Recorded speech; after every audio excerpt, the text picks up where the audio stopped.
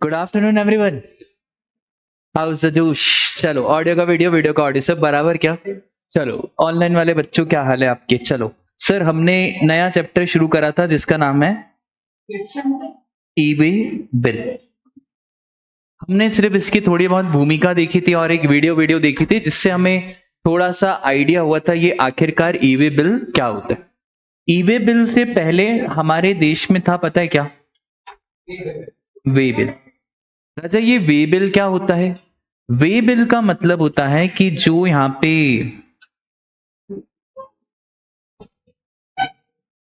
साहिल sir है और यहाँ पे है हमारा राजू। हाँ राजू, राजू हमारा ट्रांसपोर्टर है और हम गुड्स ले जा रहे हैं, सपोज करो देवांशी स्टोर्स के पास। तो कौन कंसाइनर भाई है ना, और कौन कंसाइनी, और यहाँ पे ट्रांसपोर्टर हो गया हमारा कौन? राजू।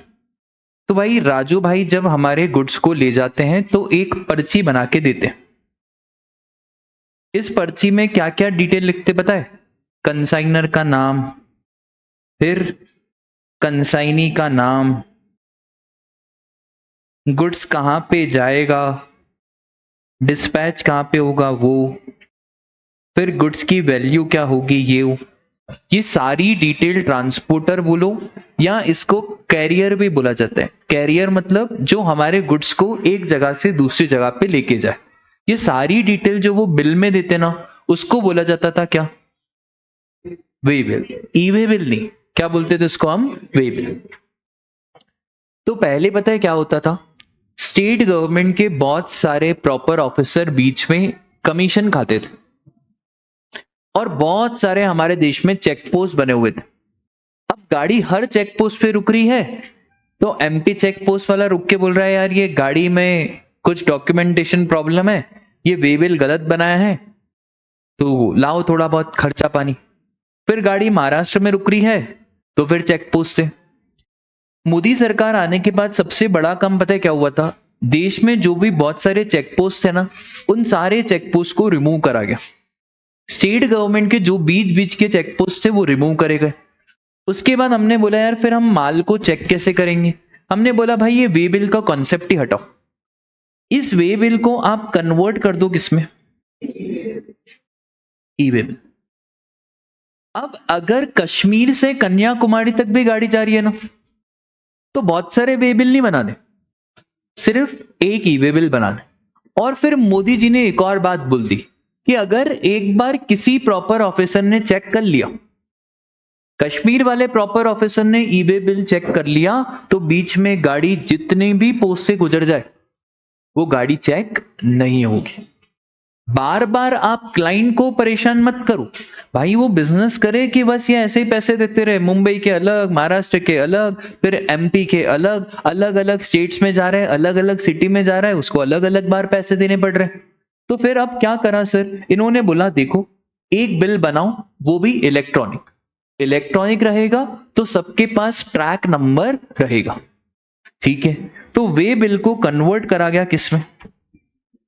ई way bill, electronic way bill.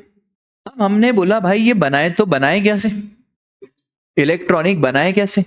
तो इन्होंने बोला यार देखो हम है ना आपको बहुत सारे ऑप्शन देते हैं, या तो आप किस पे बना दो? Mobile app. सर ई वे बिल की ऐप भी है? हाँ, ई वे बिल की ऐप भी है जो गवर्नमेंट की ऐप पे, जहां पे आप बना सकते हो। फिर गवर्नमेंट का एक पोर्टल भी है, उस ई वे बिल के पोर्टल पे भी बना सकते हो।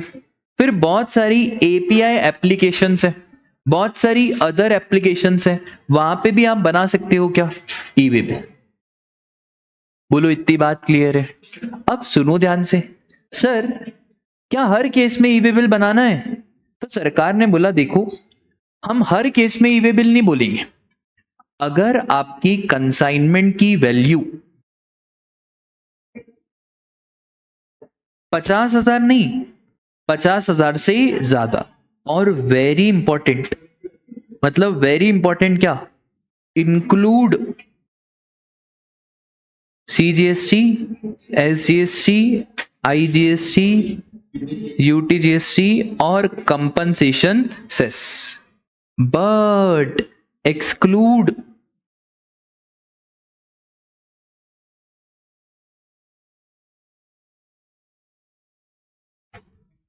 ठीक है। सर आपने सर्विसेज का नहीं लिखा ई वे बिल। यार ऐसी बच्चों जैसी बातें प्लीज मत करो यार, सर्विसेज कभी ट्रांसपोर्ट नहीं होती है ना। ट्रांसपोर्ट क्या होता है राजा, गुड्स ट्रांसपोर्ट होता है, ठीक है। तो सर्विसेज का कोई ई वे बिल बनने की रिक्वायरमेंट नहीं है, ठीक है। इतनी बात क्लियर है। अब एक बात बताओ भाई, हमने है ना यहाँ पे साहिल सर, और एग्जाम्पल अपन यही कंटिन्यू करेंगे। यहाँ पे है हमारा राजू ट्रांसपोर्टर, हाँ राजू रस्तोगी, राजू ट्रांसपोर्टर, और यहाँ पे है हमारी देवांशी मैडम। अभी सुनो ध्यान से, मुझे आप बताना ई वे बिल बनाना है या नहीं बनाना है। वैल्यू है गुड्स की सिर्फ 40,000, और मैंने क्या करा ना, इसके साथ एग्जेम्प्ट गुड्स भी दिए, और एग्जेम्प्ट गुड्स 10,000, टैक्स का रेट है 28%। सोच समझ के बताना। साहिल सर हैं और राजू ट्रांसपोर्टर, राजू भाई, राजू आकाश समझो, राजू है, राजू की जगह आकाश कर लेते हैं। तो आकाश ट्रांसपोर्टर है, इनकी गाड़ी के पीछे अच्छी अच्छी शायरियां भी लिखी हुई है। अब भाई ई वे बिल बनाना है या नहीं बनाना है। सर देखो यार 40,000 की वैल्यू, बट ये वैल्यू तो अभी क्या है, एक्सक्लूडिंग जीएसटी। सिर्फ एकमात्र ऐसा चैप्टर जीएसटी में ई वे बिल जहां पे आपको वैल्यू में जीएसटी को जोड़ के देखना है। क्या करना है, जोड़ के। तो सर आप 40,000 प्लस 10,000, टोटल कितना आया 50, प्लस टैक्स कितना, अच्छा 28% किसका, तो कितना आ रहा है, हाँ 11,200, टोटल कितना हुआ। पर इसमें से क्या माइनस कर दूं, सर जब एग्जेम्ट माइनस करना था तो जोड़ा क्यों। इंस्टीट्यूट का प्रेजेंटेशन ऐसा रहता है, ठीक है। इंस्टीट्यूट का प्रेजेंटेशन कैसा रहता है, वो पहले एग्जाम को जोड़ते हैं, फिर उसके बाद आखिरी में क्या कर देते हैं, माइनस। अब मुझे बताओ वैल्यू किससे ज्यादा हो रही है। तो भाई जब वैल्यू 50,000 से ज्यादा है तो यहाँ पे क्या बनाना पड़ेगा, ई वे बिल बनाना पड़ेगा। इतनी बात क्लियर है। अब सर बनाए कौन, वो ऐसा रहता है ना, वो बिल्ली के गले में घंटी तो बांधनी है, पर बांधेगा कौन। अब आप बताओ तीनों में से सबसे पहले लॉ मेकर किसको बोले कि साहिल सर ई वे बिल बनाए, ट्रांसपोर्टर बनाए, कि देवांशी बनाए, सप्लायर। बेटा पहली पहली बार तो e way bill by default कुछ ना कहे तो किसको बनाना है, सप्लायर। अब दो पार्ट होते हैं, एक होता है पार्ट ए और एक होता है पार्ट बी। पार्ट ए में सप्लायर और रेसिपिएंट की डिटेल जाती, सप्लायर का नाम, सप्लायर का पता, क्या गुड्स है, क्या वैल्यू है, क्या जीएसटी है, क्या एचएसएन कोड है, ये सब डिटेल किसमें, पार्ट ए। पार्ट ए बनाने के बाद हमें ट्रांसपोर्टर की जो डिटेल है ना, वो ट्रांसपोर्टर की डिटेल भरनी पड़ती है पार्ट नंबर बी में। तो पार्ट ए चले गया सप्लायर की डिटेल, और पार्ट नंबर बी में किसकी डिटेल, ट्रांसपोर्टर की डिटेल। अब बहुत बार क्या होता है ना, साहिल सर ने पार्ट ए बना के ट्रांसपोर्टर को हैंड ओवर कर दिया, और हमने बोला एक काम करो ट्रांसपोर्टर, पार्ट बी की डिटेल आप ही डाल दो। पार्ट बी में सर ट्रांसपोर्टर का नाम, गाड़ी नंबर, फिर गाड़ी के रजिस्ट्रेशन की थोड़ी बहुत डिटेल, ये किस में जाएगी, पार्ट नंबर बी में। तो सर जनरली प्रैक्टिकल पर्पस से दो बातें हो सकती है, या तो मैं फोन लगाऊं, मतलब हेलो भाई आकाश, आपकी गाड़ी का नंबर बोलो, क्योंकि आप ट्रांसपोर्टर हो, तो पार्ट ए भी मैं ही बना रहा हूं, पार्ट बी भी मैं ही बना रहा हूं, और दोनों बनाने के बाद किसको दे देता हूं, ट्रांसपोर्टर। एक चीज हमेशा याद रखना, e way bill is not valid until part B is generated. सिर्फ पार्ट ए बनाने से ई वे बिल नहीं बनता, पार्ट ए के बाद पार्ट बी, और ज्यादा इंपॉर्टेंट तो पार्ट बी है ना, ट्रांसपोर्टर की डिटेल ज्यादा इंपॉर्टेंट है, गाड़ी नंबर ज्यादा इंपॉर्टेंट है। तो क्या ई वे बिल कब कंप्लीट होगा? जब पार्ट ए और पार्ट बी दोनों ही बन जाएंगे। सर पार्ट ए के बाद कितना टाइम पार्ट बी के लिए मिलता है? 15 दिन। तो 15 डेज का आपको समय मिलता है। ठीक है, तो ये हमको समझ में आ गया, या तो सप्लायर बनाएगा या तो रेसिपेंट बनाएगा। कभी कभार ऐसा भी होता है कि ना तो सप्लायर बना रहा है और ना ही रेसिपेंट बना रहा है। भाई गाड़ी किसकी है? गाड़ी तो है हमारी ट्रांसपोर्टर की। तो न सप्लायर और न रेसिपेंट, तो उस केस में बताएं किसको बनाना पड़ेगा? ट्रांसपोर्टर को बनाना पड़ेगा। बोलो इतनी बात क्लियर है? अब सुनो ध्यान से, वेरी वेरी इंपॉर्टेंट 3 चीजें, रेलवे, वेसल एंड एयरवेज। अभी बहुत इंपॉर्टेंट पॉइंट बता रहा हूं। सपोज करो मेरे गुड्स वापस से साहिल सर को गुड्स तो देवांशी के पास ही पहुंचाना है, बट इस बार मुझे रेल के थ्रू पहुंचाना है। किसके थ्रू? अब क्या रेलवेज को मैं ऐसा बोलूं कि डियर रेलवेज एक काम करो, ई वे बिल तुम बनाओ? रेलवे बोलेगा मैं तुम्हारे बाप को। अभी तो भाई वैसे ही नितिन गडकरी नहीं, क्या नाम है इनका, ये रेलवे मिनिस्ट्री किसको दे रहे हैं? अभी नहीं, अभी उसको दे रहे ना, नीतीश नीतीश नाम है ना वो, बिहार का। हाँ, नीतीश कुमार ने डिमांड करी मोदी जी से, पता चला आपको? नीतीश कुमार ने बोला यार यहाँ तो मेरे को डिप्यूटी पीएम की पोजीशन दे दो, या तो मेरे को कौन से मिनिस्ट्री दे दो, रेलवे। अब आपको क्या लग रहा है भाई, ई वे बिल बनवाओगे उससे? तो रेलवे के केस में रेलवे, वेसल और एयरवेज ये कभी ई वे बिल नहीं बनाएंगे, ना ये पार्ट ए बनाएंगे और ना ही ये पार्ट बी बनाएंगे। तो सर रेलवे, वेसल और एयरवेज के केस में ऑलवेज या तो सप्लायर को बनाना है या तो रेसिपेंट को बनाना है। इनफैक्ट रेलवे के केस में एक स्पेशल पॉइंट है, मूवमेंट ऑफ द गुड्स के बाद भी बना सकते हो। मूवमेंट ऑफ द गुड्स के बाद बना सकते हो, इसका मतलब ये होता है कि अगर रेलगाड़ी छुक छुक छुक छुक छुक रेलगाड़ी जब चल रही है ना, क्या उसके बाद भी बना सकते हैं? हाँ सर, उसके बाद भी ई वे बिल बना सकते हैं, कोई प्रॉब्लम नहीं है। बट हमने रेलवे को स्ट्रिक्ट इंस्ट्रक्शन दिए कि रेलवे देवांशी मैडम को गुड्स जब तक हैंड ओवर मत करना जब तक देवांशी मैडम क्या ना दिखा दे।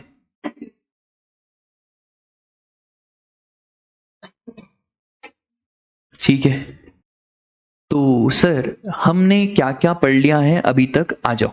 सबसे पहले ई वे बिल कौन से फॉर्म में जनरेट होगा? जीएसटी EWB 01, ये ई वे बिल की साइट है। इसके बाद हर केस में बनाना है क्या? नहीं सर, हर केस में नहीं बनाना है। ई वे बिल तभी बनाना रहता है जब आपकी कंसाइनमेंट की वैल्यू 50,000 से ज्यादा, और यहाँ पे आप कहीं पे लिख भी दो कि कंसाइनमेंट वैल्यू का मतलब जीएसटी इंक्लूड करना है बट एग्जेम्प्ट गुड्स को देखना नहीं है। तो इंक्लूड जीएसटी,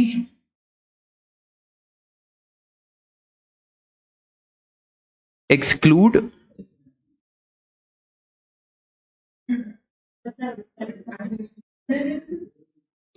दूसरी बात, सर कब ई वे बिल बनेगा?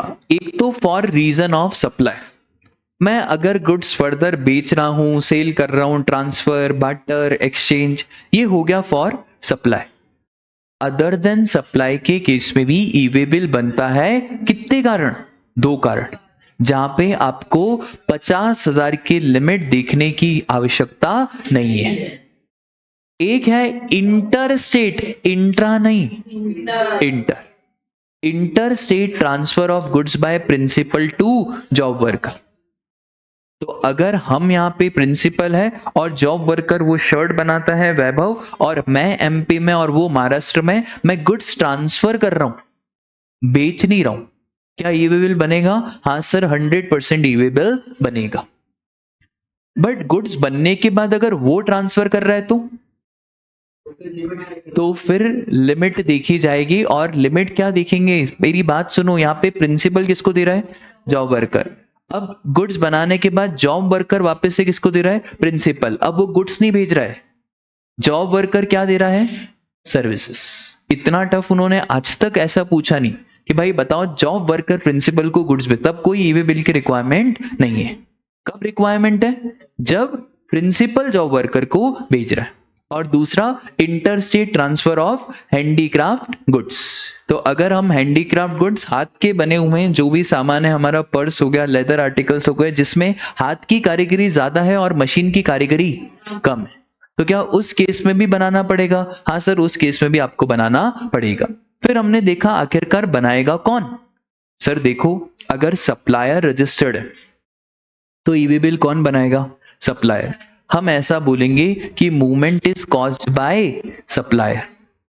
अगर रेसिपेंट ट्रांसपोर्ट का जुगाड़ करता है, रेसिपेंट सब अरेंजमेंट करता है, तो हम बोलेंगे movement is caused by recipient, क्योंकि ईवे बिल वो बनाएगा जो गुड्स का मूवमेंट करेगा।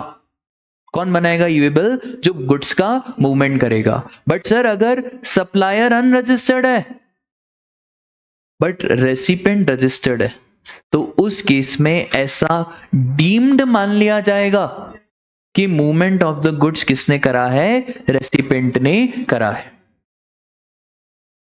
आई बात समझ में?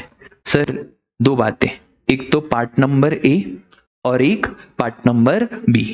पार्ट ए में किसकी डिटेल? सप्लायर और रेसिपेंट। पार्ट बी में राजा किसकी? ट्रांसपोर्टर। तो देखो पार्ट ए में क्या क्या, सप्लायर का GSTN, recipient, place of delivery, tax, invoice, date, value, HSN, ये सारी की सारी चीजें पार्ट नंबर ए में जाएगी।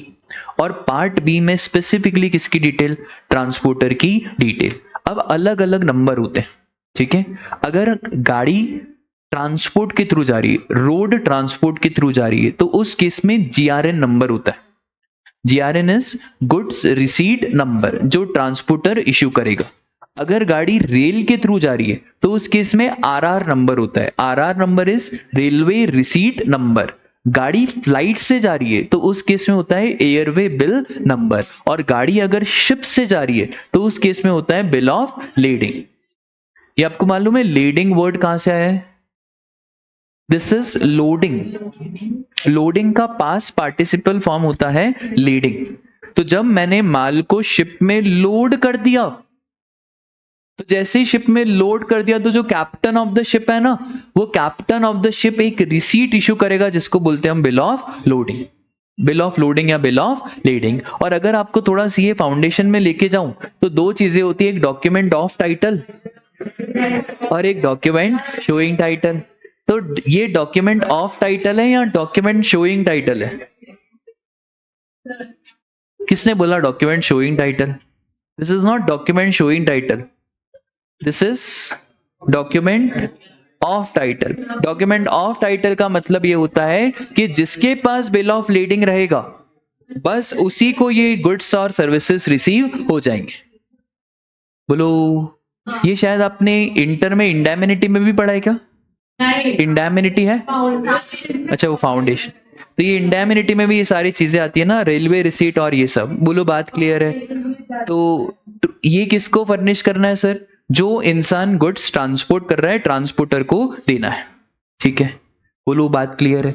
अब कभी कभार पार्ट ए की डिटेल ट्रांसपोर्टर फर्निश कर सकता है अगर आपने ट्रांसपोर्टर को अथॉरिटी दे दी। हमने बोला यार एक काम कर ट्रांसपोर्टर, सप्लायर की डिटेल और रेसिपिएंट की डिटेल हम बता देते हैं, गाड़ी तुम्हारी है। पार्ट बी की डिटेल तुमको पता ही है, पार्ट ए और पार्ट बी की डिटेल में पार्ट बी तुम्हें पता है और पार्ट ए में सप्लायर और रेसिपिएंट की डिटेल हम दे देते हैं। तो पहले आपको ट्रांसपोर्टर को क्या करना पड़ेगा? ऑथोराइज करना पड़ेगा। और दूसरा, अगर गुड्स ई कॉमर्स ऑपरेटर या कुरियर एजेंसी के थ्रू जा रहे हैं और अगर आपने उनको अथॉरिटी दे दी तो वो भी ई वे बिल बना सकते हैं, पर ये वाला प्रोविजन अभी तक नोटिफाइड नहीं हुआ है, ठीक है। जब नोटिफाई होगा तब इसके लिए अलग से पोर्टल वोटल का भी डिजाइनिंग थोड़ा बहुत चेंज करना पड़ेगा, ठीक है। बोलो इतनी बात क्लियर है? अब एक बात याद रखना sir, what about bill to ship to model? कितने ई वे बिल बनाए आपके हिसाब से? अभी आप छोड़ो लॉ को, आप अगर लॉ मेकर होते तो बिल टू शिप टू में कितने ई वे बिल बनाते? अच्छा आपको तो बताइए बिल टू शिप टू क्या होता है। सपोज करो भाई यहाँ पे ए है, बी है और सी है। तो भाई ए ने ऑर्डर दिया बी को और ए ने बी को बोला कि एक काम करना, गुड्स किसको दे देना? सी को। मतलब गुड्स जा रहे हैं B to C on the behalf of. अब आप सोच समझ के बताओ, दो ई वे बिल बनाऊं कि सर क्या दो ई वे बिल? ट्रांजैक्शन एक है तो एक बनाओ, एक है ना। तो this is CBIC circular. Circular क्यों आते हैं? ये क्लैरिफिकेशन के लिए, ठीक है। डाउट रहते ही है एसएससी को, एसएससी को डाउट था, वरना बाद में तुम बोलो पेनल्टी लगाएंगे। तो इसलिए सर्कुलर आता है कि सर इस केस में दो ई वे बिल नहीं बनाने, इस केस में बस एक ही ई वे बिल बनाना पड़ेगा। सर या तो वो ए बना ले या तो वो बी बना ले। तो देखो यहां पे दो ट्रांजैक्शन, पहला बी ए को इनवॉइस इशू करेगा और ए सी को इनवॉइस इशू करेगा। बिल टू शिप टू में कितने ट्रांजैक्शंस? दो ट्रांजैक्शन। तो यहां पे सर कितने ई वे बिल बनेंगे? एक आइदर ए बना देगा या बी बना देगा। तो दो ई वे बिल बनाने की जरूरत नहीं है। सर एक बात बताओ, सर 50,000 से कम वैल्यू है, क्या ई वे बिल बनाना पड़ेगा? There is not compulsion, but आप बनाना चाहो तो हम आपको रोकेंगे नहीं। बनाना तो नहीं है, पर क्या आप अगर पोर्टल पे बनाना चाहो तो क्या पोर्टल आपको रोक देगा? नहीं, पोर्टल कोई रोकने वाला नहीं। अरे खुद बकरा आ रहे तो काटो ना, है ना। तो e way bill can be optionally generated even if consignment value is less than ₹50,000, ठीक है। और सर कौन जनरेट करेगा? या तो कंसाइनर या तो कंसाइनी, ठीक है। और द ट्रांसपोर्टर, जब आपने गुड्स ट्रांसपोर्टर को हैंडल कर दिए और अगर कंसाइनर और कंसाइनी दोनों ने जनरेट नहीं करा और गुड्स की वैल्यू 50,000 से ज्यादा है, तो उस केस में ट्रांसपोर्टर को जनरेट करना पड़ेगा। और अभी आपके पास वो पेनल्टी प्रोविजंस अभी आपके कोर्स में नहीं है, आगे जाके पेनल्टी प्रोविजन में पता है कितने खतरनाक प्रोविजन है। अगर हमने सप्लायर हमको नहीं मिल रहा है, हमें रेसिपिएंट भी नहीं मिल रहा है, तो हम तो गला पता है किसका पकड़ेंगे? ट्रांसपोर्टर और वेयरहाउस कीपर का गला पकड़ेंगे। कितना खतरनाक प्रोविजन है। मतलब अगर मैं ट्रांसपोर्टर हूं, वैभव के गुड्स मेरे यहां पे पड़े हुए हैं, वैभव फरार है और जो जिसको रेसिपिएंट देना था ऐसा कोई रेसिपिएंट एग्जिस्ट ही नहीं करता है, सरकार बोलेगी कौन पैसे दे? क्योंकि अभी पर्सन इंचार्ज कौन है? सपोज करो वैभव मेरे यहाँ पे वेयर हाउस है मेरा और मेरे वेयर हाउस में गुड्स रख के चला गया। अब मैंने बोला वैभव वो प्रॉपर ऑफिसर आए, इसने बोला कौन प्रॉपर ऑफिसर? बोला वैभव वो तुम्हारे गुड्स हैं। बोले किसके गुड्स?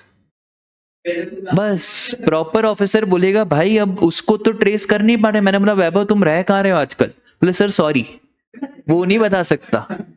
तो भाई अब ऐसे भी प्रोविजन है कि ना तो सप्लायर पकड़ा जा रहा है और ना ही रेसिपिएंट, तो उस केस में प्रॉपर ऑफिसर या तो ट्रांसपोर्टर या तो वेयरहाउस कीपर को भी पकड़ के पेनल्टी लगा सकता है। तो भाई वैल्यू 50,000 से ज्यादा है ना, तो ट्रांसपोर्टर गाड़ी तो किसकी है भाई? ट्रांसपोर्टर। तो बहुत बार क्या होता है ना, सप्लायर नखरे करता है। सप्लायर बोलता है भाई ई वे बिल नहीं बनाऊंगा, रेसिपिएंट बोलता है मैं भी नहीं बनाऊंगा। तो भाई ट्रांसपोर्टर बोलता है ठीक है तुम दोनों मत बनाओ, कौन बना देगा? मैं। अब सुनो, यहां पे एक प्रॉब्लम हो गई। प्रॉब्लम बताए क्या हुई कि यार सप्लायर, रेसिपिएंट और यहां पे कौन? ट्रांसपोर्टर। बेटा ट्रांसपोर्टर ये जीटीए वाले लोग बहुत छोटे लेवल पे काम करते हैं, इनका कोई जीएसटी नंबर होता नहीं। अब भाई सप्लायर 50,000 से ज्यादा का माल दे रहा है और सप्लायर ने मना कर दिया। अब ट्रांसपोर्टर ने गवर्नमेंट को बोला यार एक बात बताओ, इनके लिए मैं जीएसटी नंबर लूं और यार मेरे को मेरा धंधा भी चलाना है। ठीक है मैं ई वे बिल बना दूंगा, मैं मना नहीं कर रहा हूं, बट यार उसके लिए तुम मेरे को फिर जीएसटी नंबर लेना पड़ेगा, रिटर्न फाइल करना पड़ेगा, तो मेरे लिए कुछ तो स्पेशल प्रोविजन लाओ। तो हमने बोला ठीक है यार ट्रांसपोर्टर, आपके पास अगर जीएसटी नंबर नहीं है, अगर है तो वेल एंड गुड, कोई दिक्कत की बात ही नहीं है, क्योंकि ई वे बिल बनाने के लिए तो जीएसटी नंबर लगेगा। तो आप एक काम करो, एक special number, that is TRANSIN. TRANSIN is transporter identification number. इस ट्रांजीन नंबर को जनरेट करके भी ई वे बिल बना सकते हो। इसका मतलब है ट्रांसपोर्टर के लिए स्पेशल प्रोविजन है। क्या स्पेशल प्रोविजन है? आपको जीएसटी नंबर की जरूरत है क्या? नहीं, कोई जीएसटी नंबर की जरूरत नहीं है। आप चाहो तो जीएसटी पोर्टल से कौन सा नंबर ले लोगे? ट्रांजीन नंबर ले लोगे। तो यार एमसीक्यू पॉइंट ऑफ व्यू से ध्यान रखना, अगर उन्होंने ऐसा आपसे पूछ लिया क्या it is compulsory to have GST number for e way bill generation? नहीं। ट्रांसपोर्टर चाहे तो कौन से नंबर से सर? ट्रांसपोर्टर आइडेंटिफिकेशन नंबर से ई वे बिल जनरेट करेगा। बोलो बात क्लियर है? अब बात ट्रांसपोर्टर की चलिए, तो मैं आपको एक और चीज बता दूं, आप सोच समझ के बताना, ठीक है? यहां पे 4-5 सप्लायर है। Supplier number 1, supplier number 2, supplier number 3। सबका गुड्स ये सब एमपी में है और सबका गुड्स महाराष्ट्र में जा रहा है, ठीक है? ये 20,000 इसका गुड्स, इसका गुड्स 10,000 और इसका गुड्स 30,000। तीनों जीएसटी में अनरजिस्टर्ड है। ये भी अनरजिस्टर्ड, ये भी अनरजिस्टर्ड और ये भी अनरजिस्टर्ड। तो तीनों ने मना कर दिया कि भाई काहे बात का ई वे बिल। अब आप बताओ सरकार को क्या करना चाहिए कि यार देखो ई वे बिल की तो रिक्वायरमेंट आएगी नहीं और सप्लायर तो बनाएगा नहीं, क्योंकि वैल्यू कितनी है? 20,000। सरकार ने बोला देखो, क्या इंट्रा स्टेट मूवमेंट हो रहा है या इंटर स्टेट? Inter state. अब इंटर स्टेट में कुछ भी हो सकता है। हो सकता है ये 20,000 के अंदर पता नहीं क्या क्या भेजे, हो सकता है नोटों की तस्करी करें, हो सकता है पंजाब में ड्रग्स व्रग्स भेजे, कुछ तो होना चाहिए। हमने बोला देखो सप्लायर नहीं बनाएगा ट्रांसपोर्टर, क्योंकि वो तो वैलिड है, वो क्योंकि वैल्यू कितनी है? 50,000। पर देख बेटा ट्रांसपोर्टर, पूरी गाड़ी में तो 50 से ज्यादा है। ट्रांसपोर्टर बोला यार ये तो चीटिंग है। Everything is fair in love, war, game and GST. Transporter तो समझ क्यों नहीं रहा है? वैल्यू किससे ज्यादा है? हमने बोला यार इंडिविजुअली तो कम है। हाँ तो कम है ना इंडिविजुअली, बट टोटल में वैल्यू किससे ज्यादा है? 50,000। और मूवमेंट कैसा हो रहा है? तो भाई देख ट्रांसपोर्टर, तू ये शुभ काम कर और तू क्या बना? हाँ, या तो रजिस्टर्ड है तो बहुत बढ़िया, और रजिस्टर्ड नहीं है तो क्या बना दे? ई वे बिल बना दे। तो देखो यार सरकार कितनी चालाक है। ये सिर्फ ट्रांसपोर्टर के केस में सरकार कितनी चालाक है। और एक बात बताऊं मैं आपको, हर केस में ई वे बिल बनेगा ही बनेगा। इतनी बड़ी गाड़ी, एक जने का माल तो जाएगा नहीं। कम से कम आपको मालूम है पोस्ट वाले भी इतने आसानी से नहीं ले जाते हैं। वो पहले देखते हैं कि यार इतने सारे कंसाइनमेंट है या नहीं। तो इतनी बड़ी गाड़ी में कम से कम ज्यादा माल होगा तभी तो गाड़ी एक जगह से दूसरी जगह पे जाएगी। तो ऑटोमेटिकली लपेटे में तो कौन आ ही जाएगा। और 50,000 वैल्यू इज नॉट इतनी बड़ी वैल्यू। तो मैं प्रैक्टिकल लाइफ के हिसाब से बता रहा हूं, हर केस में क्या बनता है? E way bill. इनफैक्ट अगर 5,000 का आइटम भी इधर उधर करना रहता है ना, तो भी हम ई वे बिल बना देते हैं। इसलिए बना देते हैं, कहीं प्रॉपर ऑफिसर ने रोका और प्रॉपर ऑफिसर ने हमारी कंप्लेन वम्प्लेन कर दी तो। एक और चीज, ई वे बिल बनाना पता है कितने मिनट का काम है? 5 मिनट का। 5 मिनट में आईडी डालो और ई वे बिल जनरेट हो जाता है। कोई चेक वेक नहीं होता है, बस डाला और ई वे बिल जनरेट हो गया। अब एक बार मैं बता रहा हूं, आर्टिकल शिप में क्या हुआ था? 5 बजे आर्टिकल शिप छूट जाता है, मोर और लेस 6 बजे, और अपनी क्लासेस भी रहती है। अब एक बार क्या हुआ ना, मैं और मेरी फ्रेंड ये ई वे बिल का काम देखते थे। क्लाइंट की गाड़ी रुकी हुई है, क्लाइंट समझदार, क्लाइंट ने ई वे बिल बनाया नहीं है। अब क्लाइंट की गाड़ी रुकी हुई है और प्रॉपर ऑफिसर आगे खड़ा हुआ है। प्रॉपर ऑफिसर बोल रहा है कि सर आगे गाड़ी भेज देंगे, आप क्या दिखाओ? ई बिल। क्लाइंट ने हमको फोन करा, 5 बजे फोन करा, बोले यार ई वे बिल बना दो। मैं बोला यार अभी क्या से बनाई ई वे बिल। वो बेचारा रोया, बोले वो सर गाड़ी रुकी हुई है और गाड़ी आगे नहीं जा रही है। तो मैम ने बोला अब हम क्या करें भाई, हमारा तो टाइम 5 बजे का है ना। हम चले गए घर, है ना, हम गए घर। फोन आया सर का। भाई अब देखो क्या करता है ना, क्लाइंट सबसे पहले छोटे लोगों को फोन करता है। छोटे लोग ज्यादा नखरे करते हैं ना, तो बेटा क्लाइंट का पारा ऊपर हो जाता है। फिर क्लाइंट फोन करता है किसको, सर। फिर सर बेटा ऊपर आना। अब बेटा सर से फटती सबकी है ना, सर से सबको डर लगता है क्योंकि वो साइन करेंगे ना यार, वो फॉर्म साइन करेंगे। बेटा गाड़ी आधे रास्ते में भी है ना, चलो वापस चलो का ऑफिस, और वापस हेलो क्लाइंट वो डिटेल भेजना, वो सर ने बोला आपका ईवे बिल बनाना है। करना ही पड़ेगा। तो क्योंकि गाड़ी कैसे नहीं जाएगी, प्रॉपर ऑफिसर तो गाड़ी रोक के हटा, अननेसेसरी क्या लगाएगा पेनल्टी। तो भाई काम तो सिर्फ ईवे बिल बनाने का कितने का है, 5 मिनट। आई बात समझ में, तो बनाना पड़ा और क्या। ठीक है, तो हाँ बेटा बोलो। ये पर ट्रक है 50,000 की वैल्यू है, फिर पर पूरा पूरी रैली नहीं समझ में आया, पर ट्रक मतलब पर कंसाइनमेंट बेसिस पे नहीं, पूरे ट्रक में टोटल कितना माल जा रहा है, पर ट्रक बेसिस। ठीक है, पर ट्रक बेसिस टोटल कितना माल जा रहा है। खेत कटते हैं वो भूसा है, फिर वो उसकी वैल्यू कम रहती है और वो तो एग्जेम्प्ट हो, एग्जेम्प्ट गुड्स में ई वे बिल बनाने की जरूरत ही नहीं है। ठीक है, एग्जेम्प्ट गुड्स में वैल्यू भले 1 लाख 10 लाख से भी हो ज्यादा, तो उसमें ई वे बिल बनाने की जरूरत नहीं है। ठीक है, चलो बहुत बढ़िया। तो एक दो बातें हमने देख ली, एक तो bill to ship to model देख लिया, एक हमने देख लिया कौन ई वे बिल जनरेट करेगा। और रेलवे के केस में खबरदार, नीतीश जी को बोला नीतीश जी एक काम करो, ना सप्लायर ई वे बिल बना रहा है ना रेसिपेंट बना रहा है, रेलवे आप ई वे बिल बनाओ। शर्म आ रही तुमको, रेलवे को तुम क्या बोल रहे हो, ई वे बिल बनाओ। और अगर रेलवे ने ये काम शुरू कर दिया ना, तो बेटा एक अलग से डिपार्टमेंट रहेगा रेलवे का, तो railway vessel aircraft in case में ई वे बिल ऑलवेज सप्लायर या रेसिपेंट। और रेलवे को एक और स्ट्रिक्ट इंस्ट्रक्शन दे दिए कि रेलवे आप जब तक गुड्स डिलीवर नहीं करोगे, जब तक रेसिपेंट क्या ना दिखा दे, ई वे बिल ना दिखा दे। ठीक है सर, एक बात बताओ, ये जो पार्ट नंबर बी है इसमें किसकी डिटेल है, ट्रांसपोर्टर। अब अगर गाड़ी चेंज हो रही है तो क्या बार बार ई वे बिल बनाना पड़ेगा? आप मुझे बताना सोच समझ के। भाई मैंने मेरी गाड़ी दी थी आकाश को, आकाश की गाड़ी बीच में पंचर हो गई, कुछ भी हो सकता है। अब क्या ई वे बिल कैंसिल करें, क्या करें बताओ। यहां पे गाड़ी खराब हो गई, आकाश को गाड़ी दी, गाड़ी खराब हो गई, अब करे तो करे क्या। आकाश ने क्या करा, आकाश ने बोला छोटू, नहीं स्टेपनी मत लेके आ, छोटू की भी एक गाड़ी थी, छोटू मतलब वैभव। ठीक है,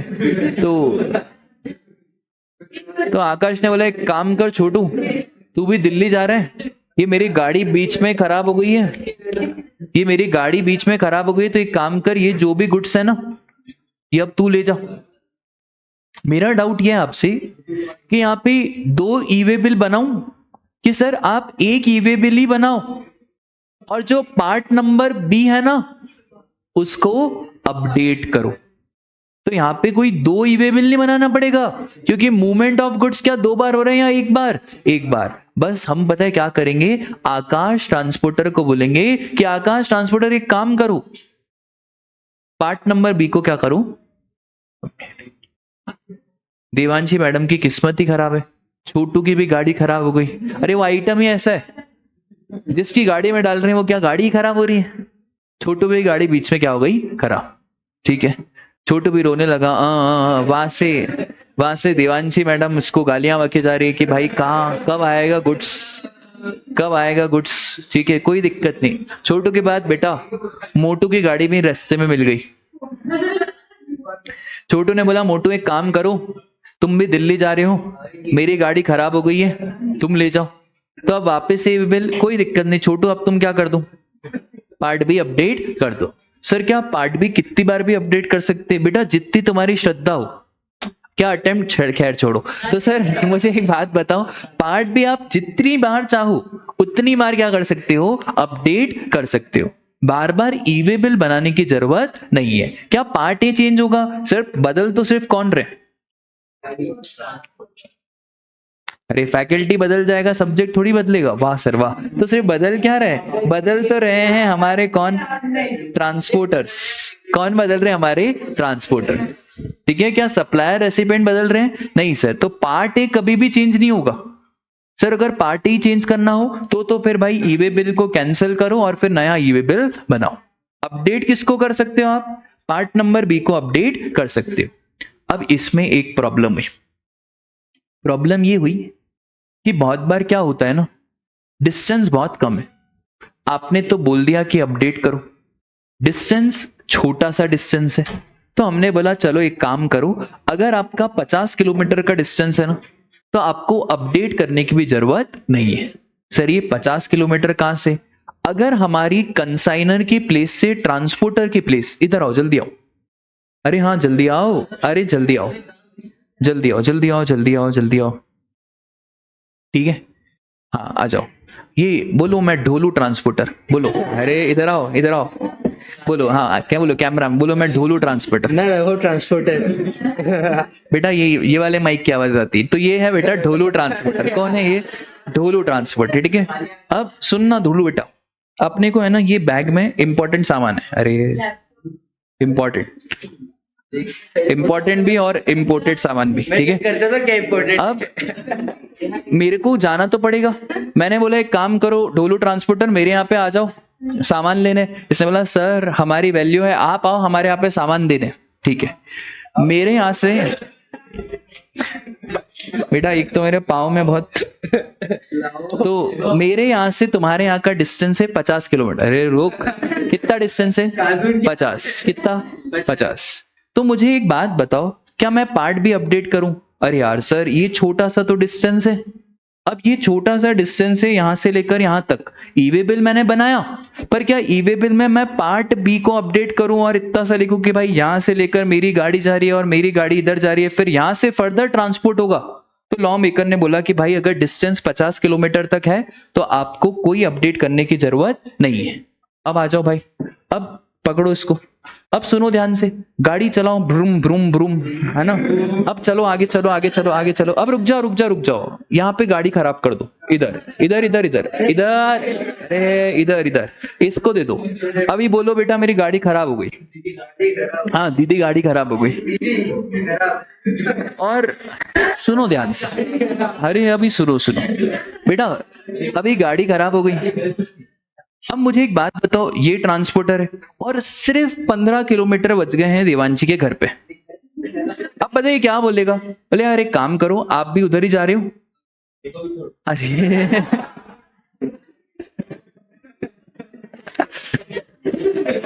हाँ ये भी सही है, आप भी उधर जा रहे हो।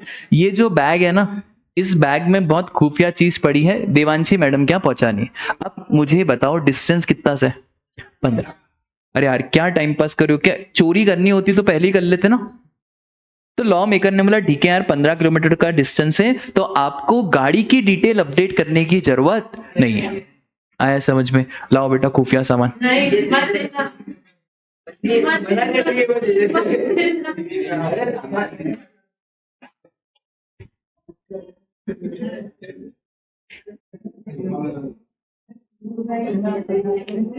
तो part number B, part number B में क्या अपडेट नहीं करना है? पार्ट बी बनाना है।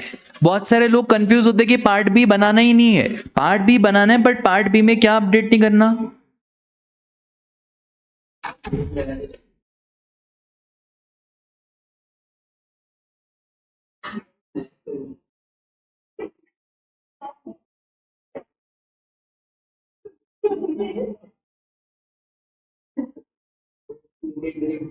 कौन था ये? डोलू। हाँ। और डिस्टेंस कितना बेटा? अगर 51 किलोमीटर का डिस्टेंस होगा तो फिर तो सर आप कुछ नहीं कर सकते, आपको फिर ई वे बिल में पार्ट नंबर बी बनाना पड़ेगा, बनाओगे तो आप सही, अपडेट करना पड़ेगा और फिर डोलू ट्रांसपोर्टर वापस से अपडेट करेगा। अब इसमें पता है क्या होगा, मेरा डिस्टेंस यहां से लेकर यहां तक, तो मैं पार्ट बी में सिर्फ यहां से लेकर यहां तक ही लिखूंगा, फिर उसके बाद आगे अपडेट कौन करेगा, डोलू ट्रांसपोर्टर। इसके बाद डोलू ट्रांसपोर्टर से लेकर कंसाइनी तक का डिस्टेंस भी कितना, ठीक है, बोलो बात समझ में आई क्या? ठीक है, ये सब चीजें ध्यान रखना बेटा। अभी भी जो इंटर के पुराने बच्चे पास हुए ना, वो अभी भी आर्टिकलशिप में है, तो बहुत सारे डाउट्स पूछते रहते हैं। अब कल परसों एक लड़की का बेचारी का डाउट आया, बोले सर वो ईवे बिल में हमने 50,000 की लिमिट पड़ी थी, पर मेरे प्रिंसिपल बोल रहे हैं यार 50,000 की लिमिट तो नहीं है। गलत पड़ी क्या? नहीं, ऐसा नहीं है। हम सीजीएसटी एक्ट पढ़ रहे हैं। हम क्या पढ़ रहे हैं? CGST act. ईवे बिल में स्टेट गवर्नमेंट के पास बहुत पावर है यार। हमारी स्टेट है ना, तो हम डिसाइड करेंगे ना लिमिट क्या होनी चाहिए। 50,000 is a general limit, but state government की लिमिट अलग अलग भी हो सकती है और स्टेट गवर्नमेंट के नियम कायदे कानून अलग अलग भी हो सकते हैं। तो जब आप आर्टिकलशिप में जाओगे ना, तो आर्टिकलशिप में हो सकता है कि 50,000 की लिमिट की जगह पे आपने 60,000 कर लिया या 40,000 कर लिया, वो गलत नहीं है। उस टाइम पे आपको क्या करना पड़ेगा, ये देखना पड़ेगा कि रिस्पेक्टिव स्टेट गवर्नमेंट का लॉ क्या बोलता है। तो जनरल लिमिट कितनी है? 50,000। पर क्या स्टेट गवर्नमेंट इस लिमिट को अपने हिसाब से चेंज कर सकते हैं? हाँ सर, कर सकते हैं, कोई दिक्कत की बात नहीं है। ठीक है, बोलो ध्यान रहेगा क्या? ठीक है, तो देखो ध्यान से, और ट्रांसपोर्टर से कंसाइन। इसके बाद सर अगर दूसरे कन्वेंस में गुड्स जा रहा है तो वापस से ईवे बिल नहीं बनाना, बस आपको क्या करना है, part B of e way bill update करना है। जितनी बार करना चाहो उतनी बार कर सकते हो, कोई दिक्कत की बात नहीं है। अब इंपॉर्टेंट चीज बता रहा हूं, वेरी वेरी इंपॉर्टेंट। इंपॉर्टेंट क्या, इंपॉर्टेंट का पापा है ये। सर आखिरकार ईवे बिल कितने दिन तक वैलिड? आज बनाया तो क्या जन्मों जन्मांतर तक ईवे बिल चलेगा? ऐसा नहीं। ईवे बिल की वैलिडिटी सुनो, अगर डिस्टेंस अप टू 200 किलोमीटर है, एक दिन, कितना दिन? एक दिन। सर 200 और पार्ट देयर ऑफ, तो वन एडिशनल डे। इसका मतलब है अगर डिस्टेंस 201 किलोमीटर है ना, तो ईवे बिल एक दिन के लिए वैलिड नहीं, 2 दिन के लिए वैलिड। इसका मतलब है अगर मेरा डिस्टेंस सपोज करो है 403 किलोमीटर, तो 200 का पूरा एक दिन, फिर 200 का दूसरा पूरा दिन, और फिर बचे हुए 3 का भी। ठीक है, इतना सुलझा हुआ है मेरा जीएसटी। कॉस्टिंग जैसे थोड़ी कि 3 अपॉन ये करेंगे और वैसा करके उसको प्रोपोर्शनेट बेसिस पे करेंगे, कुछ करने की जरूरत नहीं है। फुल और पार्ट देयर ऑफ। ठीक है, बोलो इतनी बात समझ में आई? अब सुनो ध्यान से। वैभव है ना, वैभव, वैभव ने पता है क्या बोला? वैभव ने बोला यार मेरे पास तो ओडीसी है। ओडीसी, ओडीसी मतलब over dimensional cargo, C enter. तो ओवर डायमेंशनल कार्गो का मतलब है हमारे पास जो गाड़ी है ना, वो छोटी मोटी गाड़ी नहीं है। हाँ, हमारी जो ट्रक है, उस ट्रक के ऊपर जो सामान है वो ट्रक के वजन से ज्यादा है, उसे बोला जाता है क्या? Over dimensional cargo.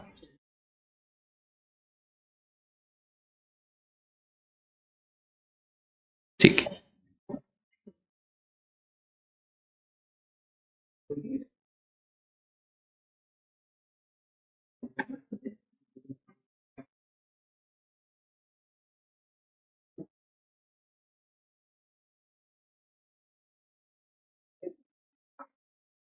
कितने खुश होते हो रहे तुम? पासवर्ड बताओ क्या? उसने बताया तुमको कभी पासवर्ड?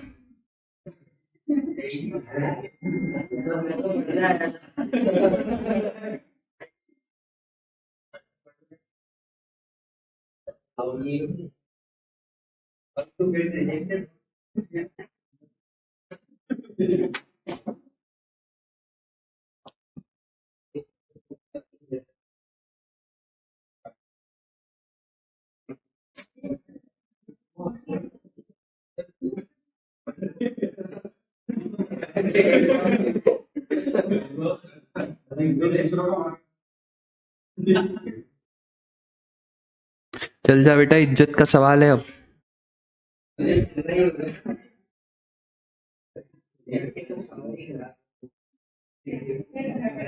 चलो भाई, किसी इसका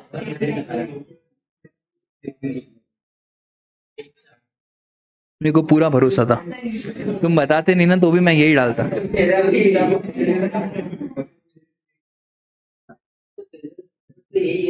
हाँ, ये C inter over dimensional cargo मतलब बेटा कौन है ना, अपना दिमाग छोटा सा पर वजन बहुत ज्यादा, है ना, ये इसको क्या बोलते हैं, ओवर डायमेंशनल कार्गो। ये वैभव ये रोया सरकार के सामने और ये चालू हो गया इसने बोला सर एक बात बताओ, इसने बताया क्या बोला, बोले यार 200 किलोमीटर में आपने कितना दिन दिया है, एक दिन। वो जो 200 किलोमीटर में एक दिन दिया है ना, उस ट्रक की स्पीड है जूम, और जो मेरी गाड़ी है ना, मेरी गाड़ी ऐसे चलती है, क्योंकि मेरी गाड़ी अगर यूं जूम चलाई ना तो ये जो आइटम है ना वो जूम जूम हो जाएगा, है ना, बात तो सही है। तो क्या यहाँ पे 200 किलोमीटर रखें या कम करें, सर कम करो यार। तो यहाँ पे पता है इन्होंने क्या बोला कि यहाँ पे सिर्फ कितना 20 किलोमीटर। इसका मतलब है अगर 403 किलोमीटर है ना, तो पता है कितने दिन हो गए, कितने दिन हो गए, डिवाइड करो 403 को 20 से। हाँ मतलब भाई साहब तुम्हें कितना टाइम लगेगा, ओडीसी को लगेगा कितना टाइम, 21 दिन। आया आपको समझ में, और लॉजिक समझ में आया कि यहाँ पे क्यों 20 किलोमीटर, क्योंकि ये रफ्तार है ना, इसकी रफ्तार बड़ी ही धीरे, ठीक है, बोलो ध्यान रहेगा। तो 20 और पार्ट 13। अब इसमें एक और चीज होती है मल्टी मोडल शिपमेंट। सर ये मल्टी मोडल शिपमेंट क्या होता है, मल्टी मोडल शिपमेंट का मतलब होता है कि आप अलग अलग शिपमेंट के थ्रू जा रहे हो। अरे ओ मल्टी विटामिन, ये देखो, हाँ ये है मल्टी मोडल शिपमेंट। एक नहीं बेटा, एक से मन का भर रहा है, खैर छोड़ो। तो मल्टी मॉडल शिपमेंट का मतलब ये होता है ट्रक भी है, ट्रक भी है, फ्लाइट भी है, शिप भी है, इसको बोला जाता है क्या, मल्टी मोडल शिपमेंट, ठीक है। अब मल्टी मोडल शिपमेंट में तो सर बहुत सारी चीजें, बट एक शिप है और शिप की स्पीड इतनी फास्ट नहीं होती। तो हमने बोला कि अगर मल्टी मोडल शिपमेंट है जहां पे एक leg involve transport by ship, एक लेग का मतलब क्या हो गया, एक जगह से दूसरी जगह पे जाने का जो डिस्टेंस है वो, यहां पे भी कितना 20 किलोमीटर्स। अब एक बात बताओ सर कौन से दिन से लिमिट चालू होगी और गिनना कैसे। फॉर एग्जाम्पल अगर 10 जून को ई वे बिल जनरेट करा तो चालू कब से होगा और खत्म कब होगा, तो बेटा चालू होता है 12 बजे। कब से ई वे बिल की वैलिडिटी चालू हो जाती है, रात के 12 बजे। और खत्म कब होती है, जैसे ही फॉर सपोज करो 3 दिन के लिए वैलिड, तो 13 जून, ठीक है। बोलो बात क्लियर है क्या, बस। तो मुझे है ना एग्जाम का एक क्वेश्चन है जिसमें उन्होंने नॉर्मली बस यही पूछा था कि कितने कितने दिन के लिए वैलिड, ठीक है। तो मैं यहाँ पे 5-6 केस लिखता हूं, आप मुझे बताना कितने दिन के लिए ई वे बिल वैलिड। यहाँ पे डिस्टेंस, यहाँ पे मोड, यहाँ पे वैलिडिटी। थोड़ा टफ बना दूं क्या,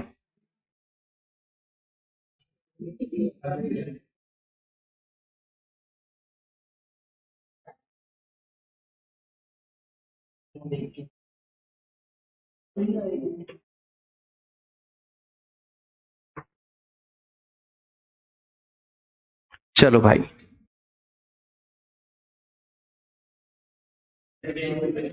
पहले में, ठीक है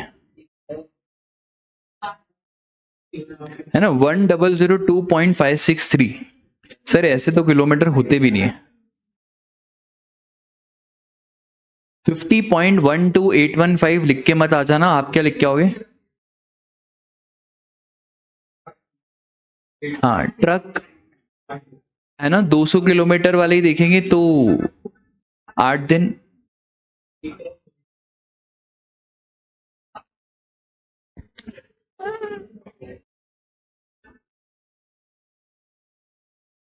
हाँ भाई, मैंने दो अलग अलग बनाए।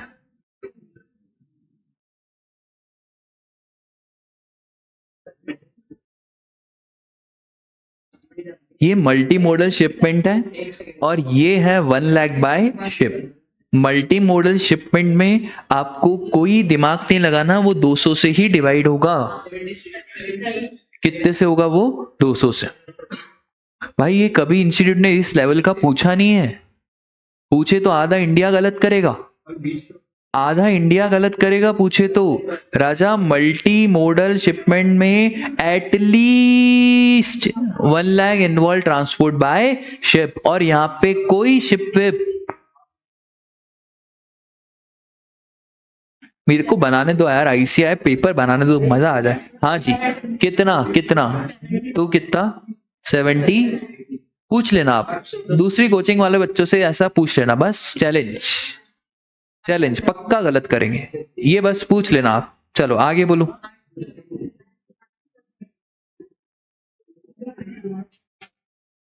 ठीक है, और अगर एग्जाम में ऐसा आ जाए कि आज की तारीख है 10 जून, तो आप इतना मत समझा के आना कि रात के 12 बजे तक वैलिड, ना फलाना ना ढिमका। आप बस बोल के आओगे 10 जून प्लस एक दिन कितना?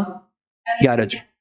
ठीक है, क्योंकि क्या है ना, इंस्टीट्यूट ने बड़ा ही कंफ्यूजिंग करके मॉड्यूल में लिखा है। उन्होंने तो पता है क्या हद कर दी, उन्होंने बोल दिया 11 जून 12 जून और लिख दिया मिडनाइट। ठीक है, तो आप प्लीज इसके चक्कर में मत पड़ो। एग्जाम में जब क्वेश्चन आएगा तो आप जनरली क्या लिख दोगे?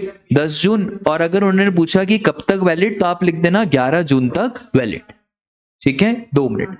ये 10 जून, तो इस 10 जून में कितना जोड़ देना? 51 डेज जोड़ देना। हाँ दोस्त बोलो। 16,200 और 1 लाख बाय शिप है, तो हम 20 देखेंगे, तो 16,200 डिवाइडेड बाय,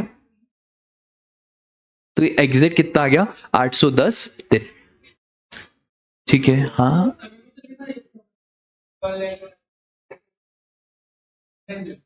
क्या लिखा हुआ है वापस से बोलो। अच्छा, क्या लिखा हुआ है वापस से?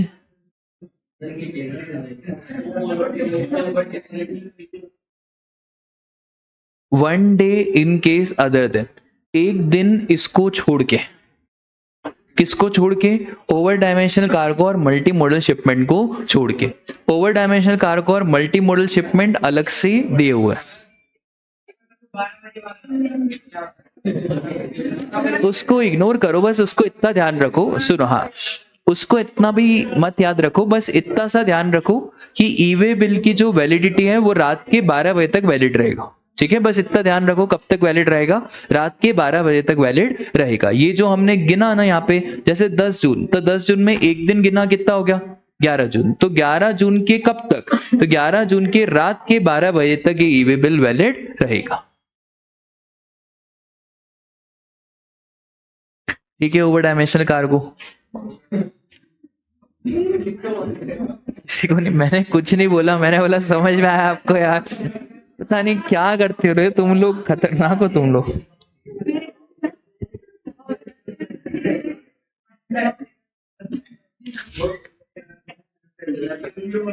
अभी तुम ये किसी को ऐसे बोल भी सकते हो वैसे, तुमको, आप लोगों को थोड़ी मतलब मालूम है। ऐसे फाउंडेशन के बच्चे को बोल दो इधर आ ओडीसी, फिर वो बोलेगा ओडीसी का मतलब। हाँ, तो ठीक है, ये देख लो, रिलेवेंट डेट कब से चालू होगा? Expiring at the midnight of the day immediately following the date of generation of e way bill. ठीक है, तो रात के 12 बजे से हमारी वैलिडिटी शुरू हो जाएगी। ठीक है, बोलो। अरे बस अब तुम सबको ओडीसी ओडीसी मत बुलाते रहो। क्लियर है?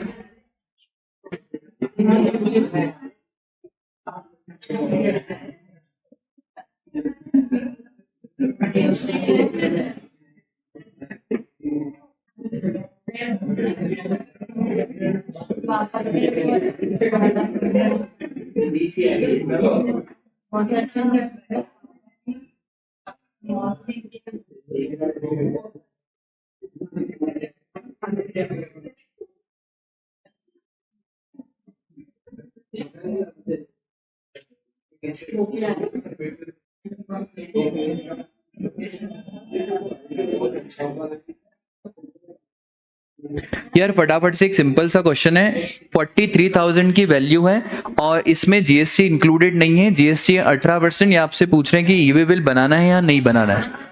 क्यों यार, 43,000 तो 50,000 से कम है। तो भाई 43,000 में पहले 18% जोड़ोगे तो 50,740, इस 50,740 में आपको ईवे बिल बनाना पड़ेगा। उसके बाद ये देखो, ये दो आइटम है, एक का value 40,000, GST rate 12%, GST amount 4800, 44,800। और अच्छा चलो बताओ, इस वाले केस में ईवे बिल बनाना है या नहीं? क्यों यार, ये तो 50,000 से ज्यादा है। किसने पढ़ाया तुमको इतना अच्छा? तो भाई ये 69,800 में से 25,000 को हटा दो, 44,800 है, तो यहाँ पे आपको ईवे बिल बनाने की जरूरत नहीं है।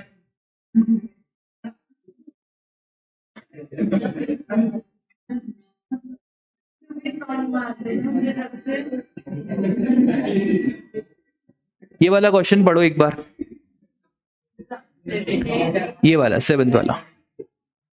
देखो, आप भी जब क्वेश्चन बैंक करो ना, ये छोटे छोटे क्वेश्चन हटा देना, क्योंकि एग्जाम में अब आते ही नहीं है, ये पुराने क्वेश्चन है। अब ये क्वेश्चन कभी नहीं आते डायरेक्ट। अब कैसे क्वेश्चन आते हैं? ऐसे case study based question exam में आपको आएंगे। चलो, मिस्टर शाह कौन है भाई?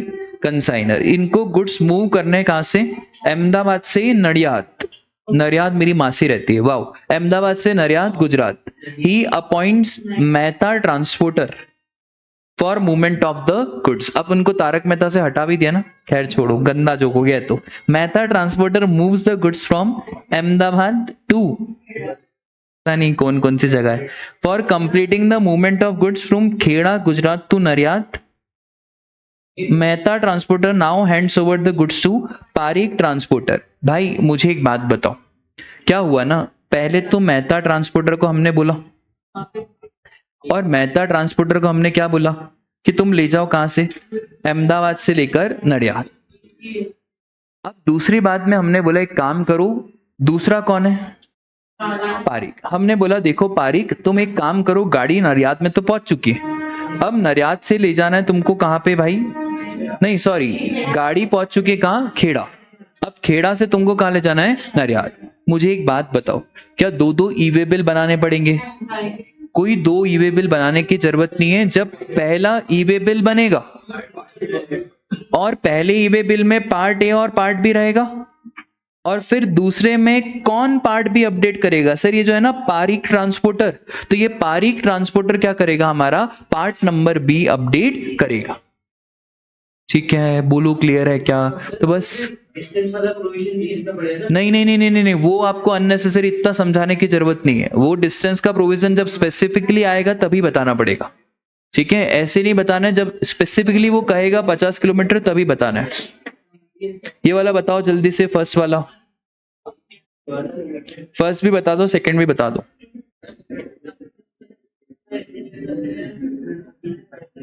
और unless otherwise specified it is a normal cargo. ठीक है, कोई ओडीसी ओडीसी का अजम्पशन नहीं लेके आएगा। ईवे बिल का वेटेज 2 से 4 नंबर का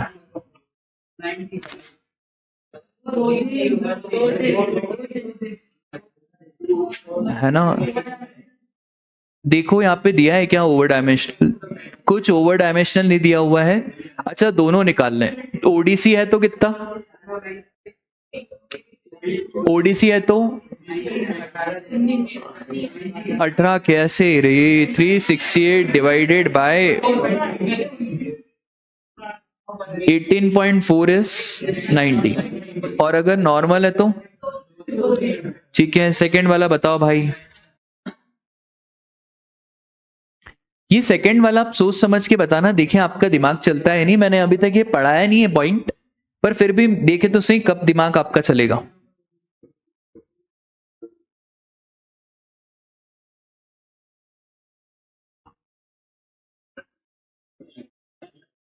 A consignor hands over his goods for transportation on Friday to the transporter. However, transporter starts the movement of goods located at a distance of 600 km on Monday. Logically मुझे एक बात बताओ, ई way bill कब valid मानेंगे? Friday से शुरू करें या मंडे से? जब तक पार्ट बी बना ही नहीं तब तक ई वे बिल की वैलिडिटी स्टार्ट ही नहीं होगी। और पार्ट बी तो तब बनेगा ना जब ट्रांसपोर्टर डिटेल डालेगा। तो पार्ट ए बनने के बाद 15 दिन का समय होता है क्या भरने के लिए? Part B. और e way bill part A के बनने के बाद वैलिड नहीं है। ई वे बिल कब वैलिड है? Part B. तो बेटा वैलिडिटी शुरू कब से होगी? मंडे। और 600 किलोमीटर है तो सर नॉर्मल दिन 3 दिन, तो मंडे प्लस 3 दिन हो जाएगा हमारा कितना?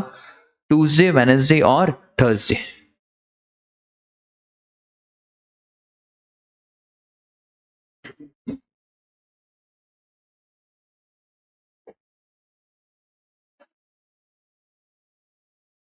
ठीक है,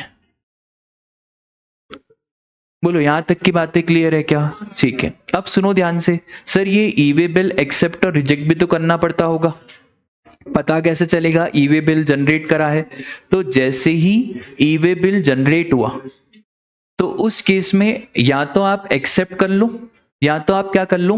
रिजेक्ट। कौन एक्सेप्ट करेगा? सर सप्लायर एक्सेप्ट करेगा अगर पार्ट ए की डिटेल रेसिपिएंट या ट्रांसपोर्टर ने भरी है। लॉजिकल है। अच्छा एक्सेप्ट तो करना पड़ेगा ना, ऐसे तो कल को कोई भी ई वे बिल बना देगा। तो जब तक सप्लायर एक्सेप्ट नहीं करेगा तब तक ई वे बिल वैलिड नहीं माना जाएगा। तो कब सप्लायर एक्सेप्ट करेगा? सर जब डिटेल रेसिपिएंट या ट्रांसपोर्टर भरेंगे। और कब रेसिपिएंट एक्सेप्ट करेगा? सर जब डिटेल सप्लायर या ट्रांसपोर्टर भरेगा। तो कैसा सिस्टम होता है ना, आपका जो जीएसटी का पोर्टल है, आपको पहले मैसेज आता है। फॉर सपोज करो ये वैभव है और मैं सप्लायर हूं। वैभव ने ई वे बिल बनाया मेरे से सारी डिटेल लेके। जैसे ही ये ई वे बिल बनाएगा मेरे को पहले एक टेक्स्ट मैसेज आएगा।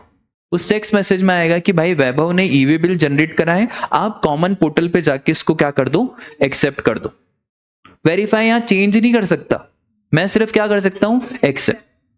या तो मैं एक्सेप्ट कर दूंगा या तो मैं क्या कर दूंगा? रिजेक्ट। सर कोई तो टाइम लिमिट होना चाहिए, ना तो मैं एक्सेप्ट कर रहा हूं ना मैं रिजेक्ट कर रहा हूं, तो कुछ तो होना चाहिए। तो इन्होंने बोला मैक्सिमम टाइम लिमिट कितना? और delivery of goods which ever is earlier. अभी गुड्स की डिलीवरी हो गई उसके बाद मैं एक्सेप्ट कर रहा हूं, तो क्या मतलब? तो इसका मतलब है अगर इस टाइम में एक्सेप्ट नहीं करा तो it will be a deemed approval. कितना टाइम लिमिट? 72 आवर्स और time of delivery of goods which ever is earlier. बोलो ध्यान रहेगा क्या? क्यों बेटा? अरे मतलब लॉजिकल ये है ना कि अगर गुड्स की डिलीवरी हो गई, सपोज करो ई वे बिल जनरेट करा आपने आज 10 जून को, ठीक है? मुझे एक्सेप्ट करना था, आप ट्रांसपोर्टर हो, मुझे एक्सेप्ट करना था। मुझे कब तक एक्सेप्ट करना है? 72 आवर्स। तो 72 आवर्स हो जाएंगे हमारे सर 11 जून, 12 जून और 13 जून। तो 13 जून तक मुझे एक्सेप्ट करना है। बट आपने क्या करा ना, मैंने सोचा यार एक काम करेंगे, अपन तो है ही लेट लतीफ, अपन आखिरी दिन पे एक्सेप्ट करेंगे, वी आर इंडियंस। तुमने माल ही 11 जून तक पहुंचा दिया, रेसिपिएंट के पास गुड्स पहुंच गए कब? अब मेरे एक्सेप्ट ना एक्सेप्ट करने से होगा क्या? जब गुड्स पहुंच गए रेसिपिएंट के पास, पूरी गाड़ी वाड़ी बीच में चेक हो गई, तभी तो गुड्स पहुंच गए। क्या मैं एक्सेप्ट करूं रिजेक्ट करूं अब उससे मतलब है क्या? अब उससे कोई मतलब नहीं है। आया समझ में? ठीक है, तो बोलो ये क्लियर है क्या? टाइम लिमिट कितना? 72 आवर्स और टाइम ऑफ डिलीवरी। अब सर एक बात बताना सोच समझ के, कहां कहां पे ई वे बिल रिक्वायर्ड नहीं होगा? ई वे बिल नॉट रिक्वायर्ड। आप कम से कम 5 चीजें बताओ, एग्जाम में क्वेश्चन आ जाए आपको। सोचो आपने ये वाले टॉपिक छोड़ा और एग्जाम में यही क्वेश्चन आ गया कि बताओ कहां पे e way bill is not required. मेरे को पता था ये तो आएगा ही। हाँ ठीक है, अगर 50,000 से कम हो और ठीक है, वो इतना स्पेसिफिक पॉइंट बोलेंगे नहीं सर से। एग्जेम्प्ट गुड्स हो और हाँ ठीक है, ट्रांसफर करे हैं आपने गुड्स, ठीक है, और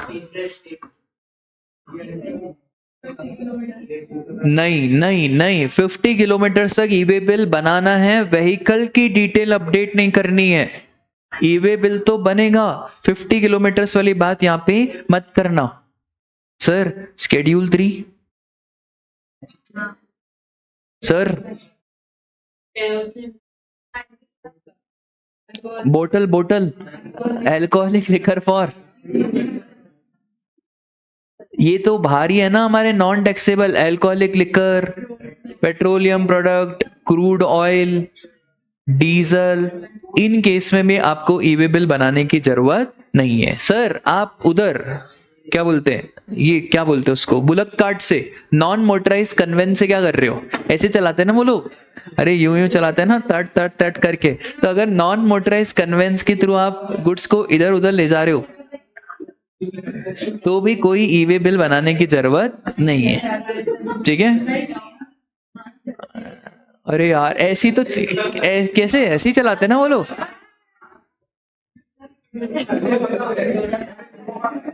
यार हद करते हो यार तुम लोग यार। तो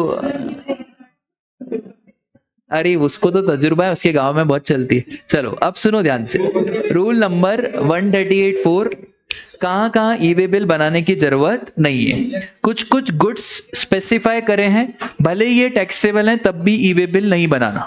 सर कौन कौन से, एलपीजी, एलपीजी के केस में not required to generate e way bill. Kerosene oil अगर आपने पब्लिक डिस्ट्रीब्यूशन सिस्टम में बेचा उस केस में नहीं बनाना। सर पोस्ट, पोस्ट तो पोस्ट वाले जो पोस्टल बैगेज जो भी ले जा रहे हैं वहां नहीं बनाना। अब ध्यान देना, very important, pearls, semi precious stone, precious metal और jewellery, goldsmith, silversmith, except imitation jewellery, ये बाद में सर्कुलर आया था।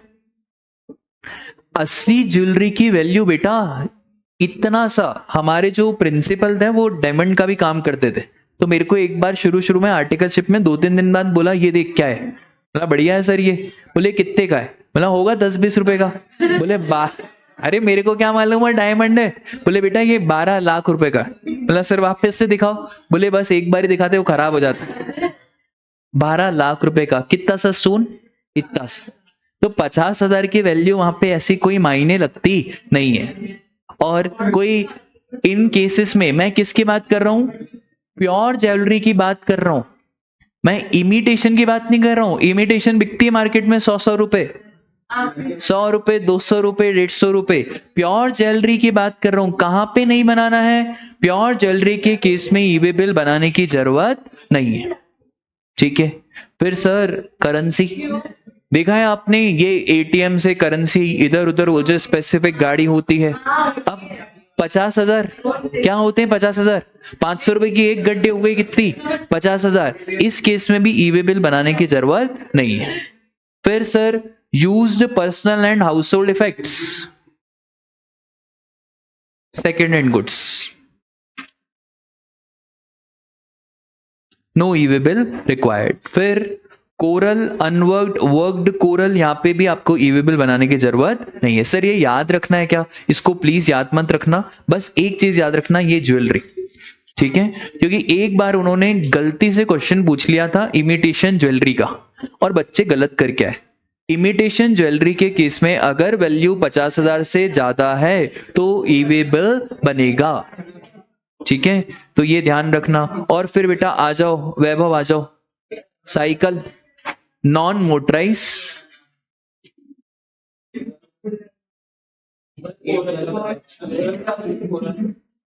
एक डिजाइनिंग आर्ट है कोरल, ठीक है, एक डिजाइनिंग आर्ट है ये, ठीक है।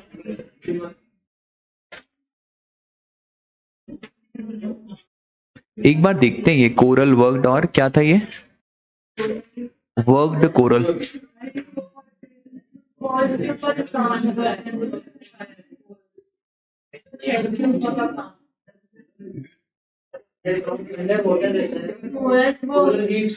वो भाई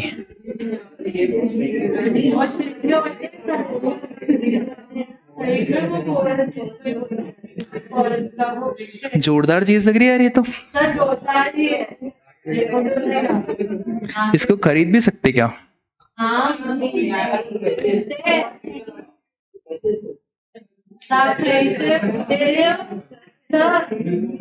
अरे भाई 6,000 रुपए का ये 6,000 रुपए। और ये देखो भाई तुम, भाई ये 29,000 रुपए का ये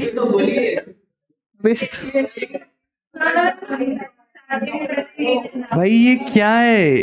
अच्छा ये वो रेड कोरल। अरे ये आप इधर जाना ना ज्योतिष वालों, क्या ये आपको बताएंगे, ये पहनो ये पहनो भाई, बहुत बढ़िया। किसी को भी लेना हो आप इस वेबसाइट पे जाएं और 29,000 रुपए अगर आपके पास हो तो प्लीज आप इसको खरीदें। नहीं बेटा ये टाइम पास चीजें। अभी तो शादी करनी है तो क्या वाइफ को ये कोरल गिफ्ट करना पड़ता है क्या? कुछ भी चलो, बस बस दे देंगे। चलो अब सुनो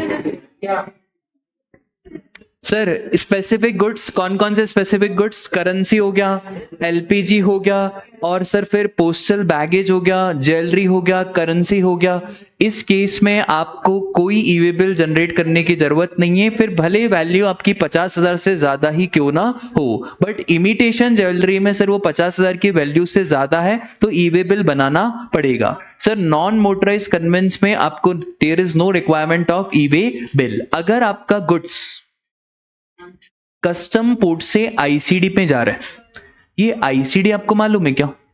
आईसीडी किसी ने तुगलकाबाद सुना है? Tughlakabad port, ICD port. बेटा क्या होता है ना, सुनो ध्यान से। हमारे देश में बहुत सारे कस्टम पोर्ट है, ठीक है।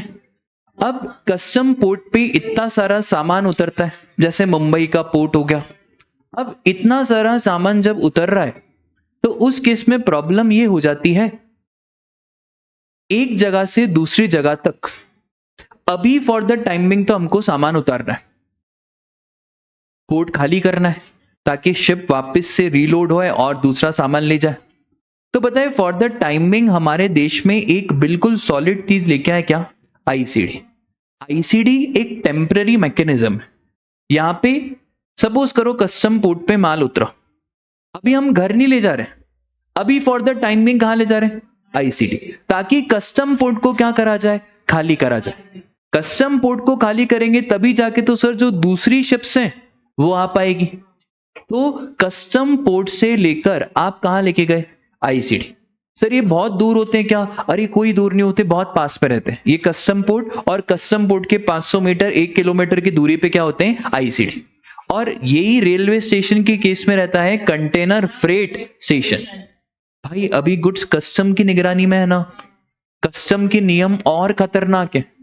सीए फाइनल में आप पढ़ोगे कस्टम, और कस्टम भी सिर्फ किस पे लगता है? आपको मालूम है कस्टम को कस्टम क्यों बोलते हैं? नहीं, हमारे देश में क्या होता था ना, राजा महाराजाओं के टाइम पे गिफ्ट दिए जाते थे। पहले ऐसा होता था, पहले 50 साल 100 साल 200 साल पहले ऐसे गिफ्ट दिए जाते थे कि भाई साहिल राजा इसके यहाँ पे आए तो इसको कुछ गिफ्ट देके गए। अब ऐसा चलता था, इसको क्या बोलते हैं? कस्टम, रीति रिवाज। इसके बाद पता है क्या हुआ? रीति रिवाज ट्रेडिशन में ऐसे गिफ्ट देते थे। बाद में गवर्नमेंट ने सोचा कि भाई ये गिफ्ट का तो चलन चल ही रहा है और फॉरेन से इंडिया में गिफ्ट आती है, तो अपन एक काम करते हैं ना, इसके ऊपर एक टैक्स लगा देते हैं और उसका नामकरण पता है क्या करते हैं? Custom duty. ठीक है, थोड़ा बहुत क्या फाइनल को प्रमोट करना पड़ता है, तो बताना पड़ता है कि तुम्हारे साहिल सर को कितना ज्ञान है। तो that is what custom duty. बोलो आई क्या बात समझ में? तो अगर आपका गुड्स कस्टम पोर्ट से लेकर आईसीडी या लैंड कस्टम स्टेशन से कंटेनर फ्रेट स्टेशन पे जा रहा है, उस केस में भी कोई बनाने की जरूरत नहीं है। इसको 2 मिनट रुक जाओ। Goods other than D oiled cake, अगर कोई भी गुड्स एग्जेम्प्ट है फ्रॉम टैक्स, इस एग्जामिशन में एक और है हमारा क्या, डी ऑयल्ड केक। इस डी ऑयल्ड केक के केस में भी आपको ई वे बिल बनाना पड़ेगा। आप पूछोगे सर ये डी ऑयल्ड केक क्या होता है, तो ये देख लो आप तुम डी ऑयल्ड केक, ठीक है। क्या होता है, जिसमें पार्टी बनती है गाँव में, क्या बनती है, आपने भी खाई? हाँ हमने कुछ नहीं खाई, बाटी हमने खाई है, ये नहीं पता ये डी ऑयल्ड केक क्या होता है। इतनी टेस्टी बनती है। जो भी बनता हो आप ये ध्यान रखना, डी ऑयल्ड केक के केस में ई वे बिल बनाना पड़ेगा, और बाकी सब जो भी गुड्स एग्जेम्प्ट फ्रॉम टैक्स से, जो भी गुड्स हमारे एग्जेम्प्ट फ्रॉम टैक्स से, वहां पे आपको ई वे बिल बनाने की जरूरत नहीं है। फिर alcoholic liquor, petroleum crude, high speed diesel, motor spirit, natural gas और एविएशन टरबाइन फ्यूल। गुड्स अगर स्केड्यूल नंबर 3 में कवर्ड है, याद है क्या आपको स्केड्यूल नंबर 3? बताओ क्या क्या था सर। देखो एम्प्लॉय एम्प्लॉयर, स्केड्यूल 3 में गुड्स कवर्ड भी थे क्या? कौन से गुड्स कवर्ड थे स्केड्यूल नंबर 3 में? देखो एम्प्लॉय एम्प्लॉयर तो सर्विसेज, हाई कोर्ट वो भी हटाओ, फिर फ्यूनरल, ब्यूरियल, क्रेमाटोरियम वो भी हटाओ। एक तो था हमारा actionable claim, lottery, batting, gambling, casino, online gaming, और एक और था पता है हमारा क्या? ठीक है, तो अगर हमारे स्केड्यूल 3 के 2-3 जो गुड्स हैं अगर वो ट्रांसपोर्ट हो रहे हैं तो उस केस में भी आपको बनाने की जरूरत नहीं है। एग्जाम में अगर ऐसा क्वेश्चन थ्योरी आ जाए 5 मार्क्स का कि कहाँ कहाँ नहीं बनाना है, तो सारे पॉइंट्स लिख के आने की जरूरत नहीं है, आपको बस 4-5 पॉइंट लिख के आने हैं, वेल एंड गुड। ठीक है, उन 4-5 पॉइंट में एक स्केड्यूल 3 डालना, एक एग्जेम्प्ट, बट ये जरूर लिख के आना other than what, D oiled cake. ठीक है, तो ये इसको इसमें बनाना पड़ेगा क्या मतलब? हाँ सर इसमें अगर 50,000 से वैल्यू ज्यादा होगी तो आपको बनाना पड़ेगा। और फिर गुड्स इतने याद नहीं रखने, बस आपको ऐसा लिख के आना है स्पेसिफिक गुड्स, और स्पेसिफिक गुड्स में बस 4-5 का नाम भी लिख दिया तो चलेगा, बस वहां पे ये जरूर लिख के आना है एक्सेप्ट इमिटेशन ज्वेलरी। ठीक है, तो पूरा पूरा तो वैसे भी याद करने की जरूरत नहीं है। उसके बाद अगर सर गुड्स हमारे कस्टम की निगरानी में, तो अगर कस्टम स्टेशन, कस्टम बॉन्ड की निगरानी में है तो उस केस में भी ई वे बिल बनाने की जरूरत नहीं है। सर नेपाल और भूटान याद करो एग्जाम्शन चैप्टर। यार एग्जाम्शन चैप्टर में हमने देखा था कि भाई नेपाल और भूटान से तो अलग ही प्रेम है, तो कोई भी अगर ट्रांजिट कार्गो नेपाल या भूटान, कोई गाड़ी नेपाल में रुकी, कोई ई वे बिल नहीं बनाना। नेपाल से भूटान जा रहा है, कोई ई वे बिल नहीं बनाना। भूटान से नेपाल जा रहा है, कोई ई वे बिल बनाने की जरूरत नहीं है। एक और चीज सर एग्जाम्प्ट वो हमारा ऑलरेडी हो गया। अब खाली कार्गो जा रहे हैं, जैसे एलपीजी गैस, बेटा हमारे घर में से क्या होता है, पहले ऐसा होता था कि भरी हुई टंकी आपके घर में आएगी और आप जो खाली टंकी है वो वापस करोगे। क्या अब ई वे बिल बनाना है? कोई ई वे बिल बनाने की जरूरत नहीं है, because in this case empty cargo containers are being transported. और अब एक इंपॉर्टेंट चीज ध्यान रखो, हमने एक डिस्टेंस पढ़ा कितना, 50। अगर 20 किलोमीटर तक डिस्टेंस है, टोल काटेगा। टोल काटा मतलब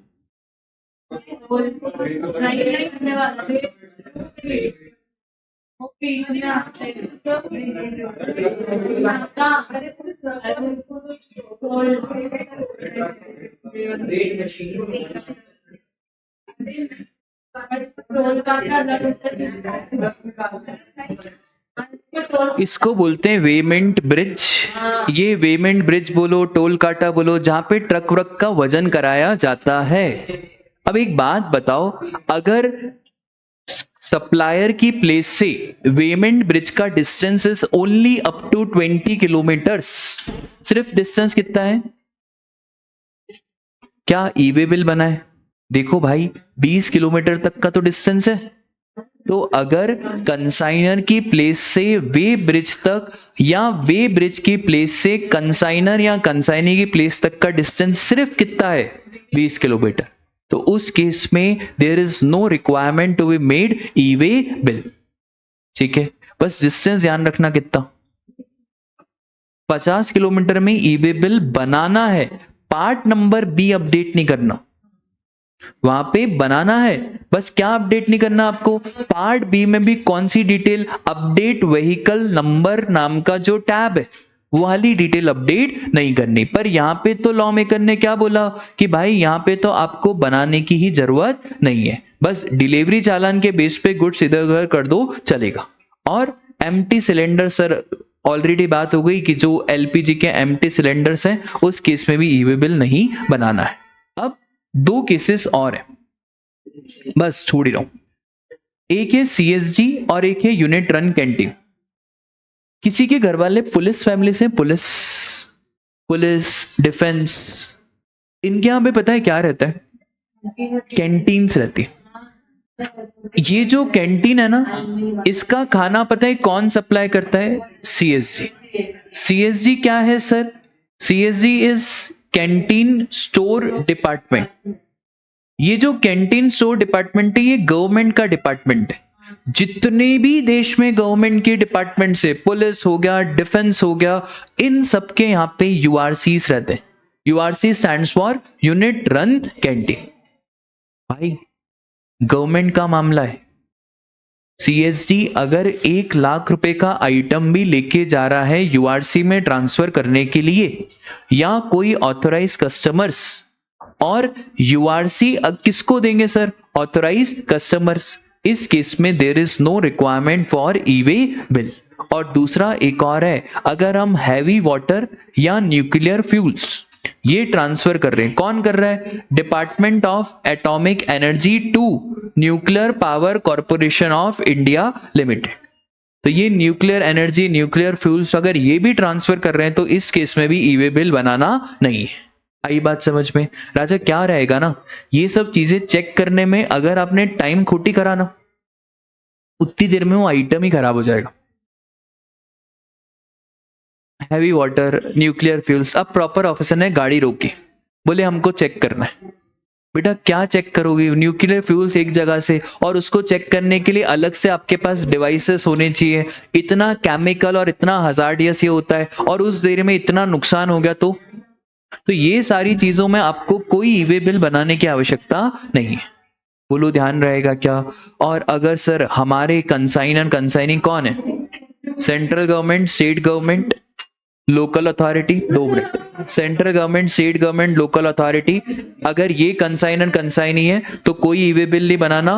और अगर गुड्स मिनिस्ट्री ऑफ डिफेंस के कंट्रोल में है, कोई भी गुड्स, अब मुझे एक बात बताओ, इंडिया को पाकिस्तान पे अटैक करना है, बंदूकें जा रही है, हम बोल रहे ई वे बिल बनाओ, प्रॉपर ऑफिसर बोलेगा चेक करवाओ, प्रॉपर ऑफिसर ये मिला हुआ तो वो कौन सी मूवी थी यार, वो अक्षय कुमार की एक मूवी थी ना,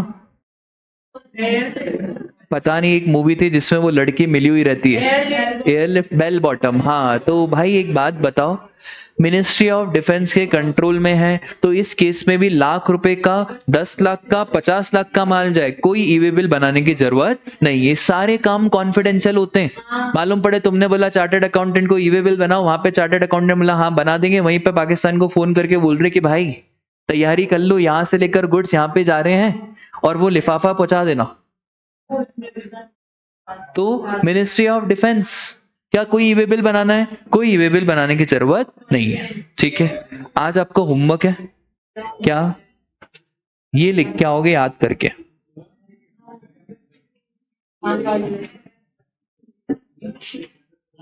चलो आज के लिए बस इतना ही, मिलते हैं कल।